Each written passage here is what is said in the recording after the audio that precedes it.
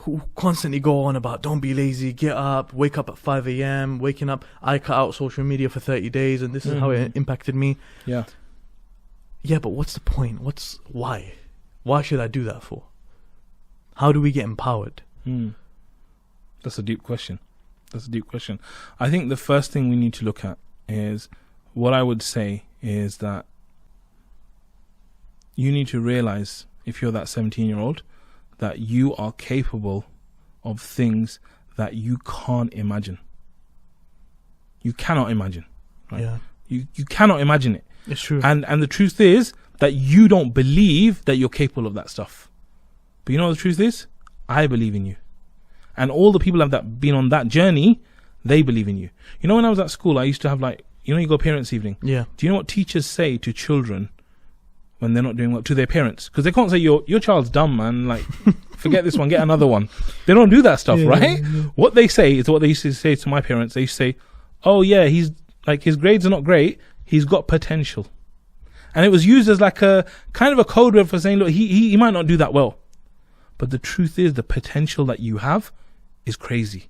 And so if they can say that about someone like me, and then I can go off and do other things, so can you, right? And it's the same thing for you. Like, imagine yourself, Musa, like you have doubts at 10 years old as a child growing up and this and that. Did you believe that you would have these followers that you have on social media? Did you believe you'd be doing this great dawah work? No, never. Did you ever believe that was possible? No. Like, even if I came to you at that young age and said, this is what's going to happen, you'd be like, this guy's crazy. Yeah, and I think that's the case with many of our lives. Yeah. You know, many of us, subhanAllah. I mean, I mentioned Ustad Hamza, his example. I think his example and the example of every Reaver is an amazing example. Yes. You know, you wouldn't have thought. The reason I mentioned Reaver is because as a born Muslim or Muslim, you know what I mean when I say born Muslim, born into a Muslim family, it's not shocking for you that at 10 years old you knew about Islam and now you're praying and you've grown a bit. It's not shocking. But for someone that grew up in a completely, like, an environment we only see in movies. Yeah. You know, when we used to watch them, we would see it in movies.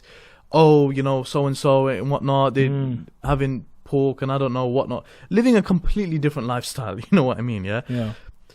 Seeing someone change from that lifestyle to living like you and want to be like you and growing their beard and, you know, praying their salah, praying to God and remembering God and giving da'wah, calling other people to Islam, that's crazy. That is absolutely insane. Yeah. And you see many reverts, specifically reverts, in positions of leadership. Yeah. And this is what I'm saying to you, that it all starts at belief. Yeah. That someone coming along, and this is why it's so powerful when you have mentors and you have people that can actually help you, that they come along and they believe in you when you don't believe in yourself. I'll give you a very quick example, right? I was learning martial arts with a guy, and we were doing kind of warm-up drills and stuff. And he said to me, okay, now's time, do a press-up. And I'm like, bro, look at the size of me, man. Do you think I can do a press-up? I can't do a press-up. Yeah. And he's like, what do you mean you can't do a press-up? Get down and do a press-up. And I said, no. So I had no belief that I could do a press-up. Yeah. And I thought it's not possible, right? And he's like, no, I'm not taking no for an answer. Like, you get down and I go, bro, I can't do a press-up. He's like, when was the last time you tried? And I was like, I don't know, maybe 10 years ago, like, actually tried it. He's like, get down and do a press-up. I got down and I did a press-up. And I was shocked. I was shocked because I put a limit on myself. All these years, I'm too big, I can't do a press-up. And it took one guy to come along and believe in me and go, you know what? You can do this. And I ain't taking no for an answer. And so when you believe in someone like that, and that's why leadership is so beautiful, because if you as a leader can take that time and that care to put it into someone else and raise them up because they don't believe in themselves, you will take people to the moon. And when they go there, they'll take others. Yeah, Allahu Akbar. I think it's really inspirational. I think it's just about acknowledging your potential. You know, what you're speaking about, acknowledging your potential and really realizing there's many stories of many people who came from really bad backgrounds and they made it out and now they're here, you know, whatnot.